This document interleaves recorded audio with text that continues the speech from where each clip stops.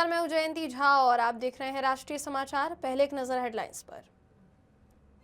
जयराम रमेश ने कहा इंदौर को स्वच्छता पुरस्कार, लेकिन दूषित पानी से मौतें। जलवायु प्रदूषण पर केंद्र सरकार पर कांग्रेस का सवाल। जामनगर में एसओजी की बड़ी कार्यवाही, 5 बांग्लादेशी नागरिक हिरासत में। विदेशी नागरिक होने के शक में 3 महिलाएं और 2 पुरुष पकड़े गए। लखनऊ में बड़ा वायु प्रदूषण, AQI 250 के पार। प्रदूषण से निपटने को एंटी स्मॉग गन तैनात। नगर निगम अलर्ट, सड़कों पर पानी का छिड़काव शुरू। 5 जनवरी को मनाई जाएगी सुशील कुमार मोदी की दूसरी पुण्यतिथि। संजय गुप्ता ने कहा बिहार के पुनर्निर्माण में सुशील मोदी का बड़ा योगदान। नायगांव में कश्मीर बनेगा पाकिस्तान, गाना बजाने का मामला। भारत की संप्रभुता के खिलाफ नारेबाजी, एक आरोपी गिरफ्तार। BNS धारा 197 के तहत FIR दर्ज। नीतीश राणे का सख्त बयान। कांग्रेस सांसद जयराम रमेश ने इंदौर के भागीरथपुरा में दूषित पानी के मामले पर कहा कि पिछले कई सालों से इंदौर को स्वच्छ पुरस्कार दिया जा रहा है। भारत में सबसे स्वच्छ शहर इंदौर को आंकड़े के अनुसार PM मोदी सरकार पुरस्कार दे रही है। लेकिन देखिए पिछले 2 से 3 दिनों में क्या हुआ है। प्रदूषित पानी पीने की वजह से कितने लोगों की दुर्भाग्यपूर्ण मौतें हुई हैं। एक तरफ आप कहते हैं कि आपको स्वच्छता का पुरस्कार मिला है, दूसरी तरफ ये होता है प्रदूषण लोगों को मार रहा है। वायु जल प्रदूषण चिंताजनक मामला है, सभी राज्यों में चिंताजनक मामला है। हमें पुरस्कार मिला है सालों भर, 3, 4, 5 साल लगातार सबसे स्वच्छ शहर इंदौर अपने आप को बताते हैं। सरकार बताती है, मोदी सरकार बताती है, राज्य सरकार बताते हैं। और दूसरी ओर ये देखिए जो हुआ है पिछले कुछ दिनों में, अब और मंत्री स्वीकारने को तैयार नहीं है। वो पत्रकारों पर कूद पड़ते हैं, बिल्कुल जो शब्दों का इस्तेमाल वो करते हैं। हम हरगिज़ कभी उसको स्वीकार नहीं कर सकते, कोई भी स्वीकार नहीं कर सकता। आप मंत्री हैं, दायित्व आपका है, जिम्मेदारी आपकी होती है। पर एक तरफ स्वच्छ पुरस्कार तो आप लेते हैं और दूसरी तरफ प्रदूषित पानी, लाखों लोग पीड़ित हैं। तो अब तो ये देखिए, ये आंकड़े का खेल जो सरकार लगी हुई है, आंकड़ों के खेल से सब ठीक है दिखाना चाहती है। खबर जामनगर से सामने आ रही है, जहां विदेशी नागरिक होने के शक में पुलिस ने 5 लोगों को हिरासत में लिया है। पुलिस की माने तो पकड़े गए लोगों में 3 महिलाएं और 2 पुरुष शामिल हैं। सभी से फिलहाल पूछताछ की जा रही है और उनके दस्तावेजों की जांच की जा रही है। प्रारंभिक जांच में ये सामने आया है कि हिरासत में लिए गए 5 लोग बांग्लादेशी नागरिक हैं, जो कथित तौर पर गैर कानूनी तरीके से जामनगर में रह रहे थे। इस पूरी कार्यवाही को SOG यानी स्पेशल ऑपरेशन ग्रुप ने अंजाम दिया है। हालांकि पुलिस का कहना है कि अब तक जांच में कोई आपत्तिजनक सामग्री या संदिग्ध गतिविधि सामने नहीं आई है, मगर एहतियात के तौर पर आगे की पूछताछ की गहन जांच जारी है। फिलहाल पुलिस सभी पहलुओं से मामले की जांच कर रही है।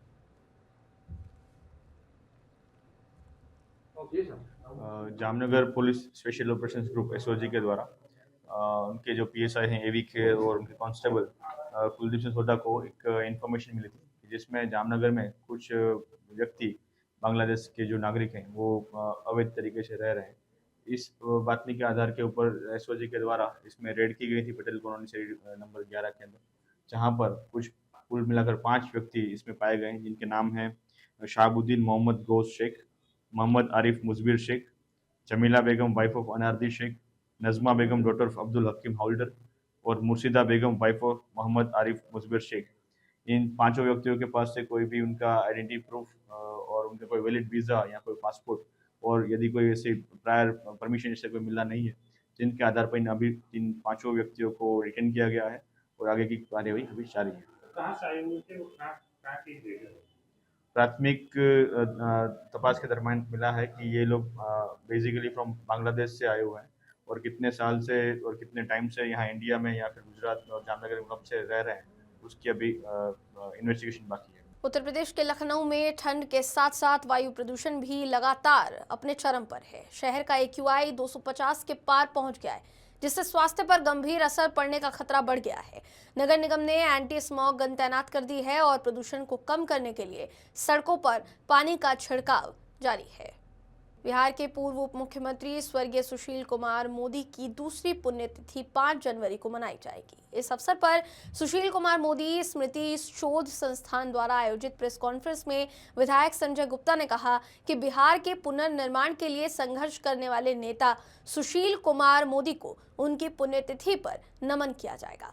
संजय गुप्ता ने कहा कि सुशील कुमार मोदी का योगदान बिहार को तथाकथित जंगलराज से मुक्त कर एक उज्जवल और विकसित राज्य बनाने में रहा है, जिसे उन्होंने अपने कार्यों से साबित भी किया।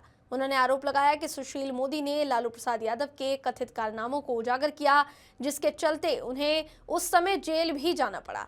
संजय गुप्ता ने यह भी कहा कि सुशील कुमार मोदी को देश के चारों सदनों का नेता रहने का सौभाग्य प्राप्त हुआ, जो उनके राजनीतिक कद और योगदान को दर्शाता है। के नायक और जो लंबा संघर्ष 90 से 2005 तक बिहार में जंगल राज और आतंक राज के खिलाफ हुआ, उसमें और जब बिहार में विकास की गंगा बही आदरणीय नीतीश कुमार जी और श्रद्धेय सुशील कुमार मोदी जी के नेतृत्व में, ये हम सब लोग जानते हैं। वैसे विराट व्यक्तित्व के धनी, आर्थिक रूप से शोध, रिसर्च और राजनीति के साथ साथ सेवा के क्षेत्र में भी बड़े आयाम स्थापित करने वाले वैसे श्रद्धेय सुशील कुमार मोदी जी की जयंती समारोह 5 जनवरी को है और श्री कृष्ण मेमोरियल हॉल में 11 बजे दिन में यह कार्यक्रम आयोजित है। निर्माण के नायक मुंबई से सटे नायगांव इलाके के नायगांव पुलिस थाने के अंतर्गत चिंचोटी इलाके से 31 दिसंबर 2025 को एक गंभीर मामला सामने आया था। इस दिन दोपहर करीब 2 बजे police sub inspector Pankaj किलजे private गाड़ी से पेट्रोलिंग कर रहे थे। तभी दुर्गा माता मंदिर के सामने स्थित रूहान हेयर कटिंग सैलून से तेज आवाज में कश्मीर बनेगा पाकिस्तान गाना सुनाई दिया। पुलिस जब मौके पर पहुंची तो सैलून में 2 लोग मौजूद थे। पूछताछ में एक ने अपना नाम गुलजारी राजू शर्मा बताया। दूसरा व्यक्ति अब्दुल रहमान सदीरुद्दीन शाह अपने मोबाइल फोन से ब्लूटूथ स्पीकर के जरिए यूट्यूब पर यह गाना चला रहा था ताकि सड़क से गुजरने वाले लोग इसे सुन सके। पुलिस जांच में सामने आया कि यह गाना भारत की संप्रभुता, एकता और अखंडता के खिलाफ है और इससे इलाके में तनाव, गुस्सा और अशांति फैल गई। स्थानीय लोगों ने आरोपी को पकड़कर पुलिस के हवाले कर दिया। इसके बाद नायगांव पुलिस ने बीएनएस की धारा 197(1)D के तहत एफआईआर दर्ज कर आरोपी को गिरफ्तार कर लिया है। इस मामले को लेकर अब राजनीतिक बयानबाजी भी तेज हो गई है। महाराष्ट्र सरकार के कैबिनेट मंत्री और बीजेपी नेता नितेश राणे ने ऐसे कृत्य करने वालों के खिलाफ सख्त कार्यवाही और कड़ा संदेश देने की बात कही है।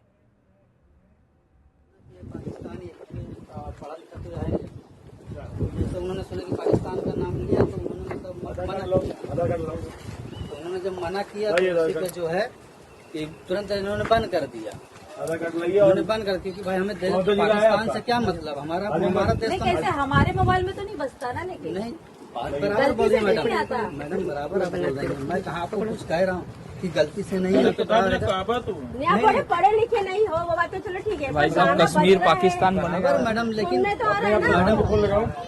मैडम लेकिन अरे किसी को भेजो जो आपको वहाँ बुला के लेकर आए, प्रधान को बात कराए, बात कराना वो गांव में किसी है ना, बात कराओ, बात करा देना। तुम लोगों को, तुम लोग पाकिस्तानी हो क्या? फिर पाकिस्तान के गाना क्यों बजा रहे थे? पाकिस्तानी क्यों बजाएंगे? फिर कैसे है? जानबूझ के हमारे मोबाइल में तो कभी नहीं जानबूझ के बज गया। हमारे इस हिंदू राष्ट्र में रह के, हमारे इस हिंदू भूमि मुंबई में रह के कश्मीर बनेगा पाकिस्तान के गाने बजाने की जुर्रत और हिम्मत अगर ये जिहादी कर रहे होंगे और इनको लगता होगा कि इनका पाकिस्तान में बैठा हुआ अब्बा इनको बचाएगा, तो फिर इनको फिर देवा भाऊ के बुलडोजर के दर्शन देने ही पड़ेंगे। इस जिहादी मानसिकता को हमें मिट्टी में मिलाना है। आगे आगे देखो होता है क्या। जय श्री राम। सूरत के वेसू इलाके में हुए हाई स्पीड एक्सीडेंट में लगातार चौंकाने वाले खुलासे हो रहे हैं। घटनास्थल से मिले सबूत, सीसीटीवी फुटेज और पुलिस जांच से मामला और गंभीर बन गया है। एक्सीडेंट में शामिल गाड़ियों के अंदर टूटे कांच और पानी की बोतलें मिली है, जो हादसे के वक्त हालात सामान्य नहीं होने का संकेत देती है। लाइव सीसीटीवी फुटेज में गाड़ियां ज्यादा तेज रफ्तार से गुजरती हुई दिखाई दे रही हैं, जबकि एक फुटेज में हादसे के बाद एक युवक को मौके से भागते हुए देखा गया, जिससे फरारी की आशंका मजबूत हुई है। पुलिस ने BE6 कार के ड्राइवर मंथन को हिरासत में ले लिया है और उससे गहन पूछताछ की जा रही है, जबकि BMW कार में सवार अन्य फरार आरोपियों की तलाश जारी है। मामले को और गंभीर बनाने वाला एंगल ये है कि हादसे में शामिल कार के ड्राइवर के शराब के नशे में होने की संभावना जताई जा रही है। पुलिस मेडिकल जांच और तकनीकी प्रशिक्षणों के जरिए ये पता लगाने में जुटी है कि ड्राइवर हादसे के वक्त नशे में था या नहीं। अगर शराब पीकर गाड़ी चलाने की पुष्टि होती है तो आरोपियों पर और भी सख्त धाराएं लगाई जा सकती है। फिलहाल वेसु पुलिस सभी CCTV फुटेज, तकनीकी साक्ष्य और चश्मदीदों के बयान के आधार पर पूरे मामले की गहराई से जांच कर रही है। कल रात को 1 बजे के आसपास वेसु के VIP रोड फायर स्टेशन के पास 3 रस्ते के पास 3 गाड़ियों के बीच में एक्सीडेंट हुआ था, जिसमें प्राथमिक हकीकत ये है कि रितेश पदमचंद जैन जो हरिहंत पार्क पर्वत पाटिया में रहते हैं, वो अपने फैमिली के साथ अपने दोस्त के घर वेसु में आए थे और रात को 1 बजे वो वापस आ रहे थे। तब उनकी स्विफ्ट डिजायर कार को पीछे से 2 गाड़ी ने टक्कर मारी थी, जिसमें एक गाड़ी थी BMW GJ05 JT 1718 और एक गाड़ी थी महिंद्रा इलेक्ट्रिक कार जिसका नंबर था GJ05 JT 6667। एक्सीडेंट के दौरान जो ये रितेश भाई है, उनकी वाइफ यशाबेन को चोट पहुंची थी और उनको एप्पल हॉस्पिटल ले जाया गया था और वहाँ पे उनकी सारवार चल रही है और हमने उनकी एक्सीडेंट की FIR दर्ज की है और हमारा इन्वेस्टिगेशन अभी चालू है। इन्वेस्टिगेशन के दौरान ये जो महिंद्रा 6C इलेक्ट्रिक कार है, उसका जो चालक है मंथन भूपत भाई पटेल, जो वराछा का रहने वाला है, वो नशाकारक हालत में, नशा किए हुए हालत में मिला था, तो उसके खिलाफ हमने MB एक्ट 185 के तहत और प्रोहिबिशन एक्ट के तहत गुना दाखिल किया है और वो हमारी कस्टडी में है अभी और हमारा इन्वेस्टिगेशन अभी चालू है। सर, दोनों गाड़ी में कितने मिले हुए सर आपकी बोतल? 1 बोतल मिली है, वो महिंद्रा इलेक्ट्रिक कार में से 1 बोतल मिली है हमें और इसका हमने गुना दाखिल किया है। सर, ये डुमस क्यों गए थे, क्या वजह से? वो इन्वेस्टिगेशन चालू है हमारा। सर, ये मंथन जो है पटेल, ये क्या करता है, इसका प्रोफाइल क्या है? वो चालू है हमारा इन्वेस्टिगेशन अभी। तमिलनाडु के IIT मद्रास में शुक्रवार को आयोजित कार्यक्रम शास्त्र 2026 के उद्घाटन के अवसर पर विदेश मंत्री डॉक्टर S जयशंकर ने कहा कि पड़ोसी बुरे भी हो सकते हैं। दुर्भाग्य से हमारे पड़ोसी ऐसे हैं। उन्होंने साफ किया कि अगर कोई देश जानबूझकर लगातार और बिना पछतावे के आतंकवाद को बढ़ावा देता है तो भारत को अपने लोगों को आतंकवाद से बचाने का अधिकार है।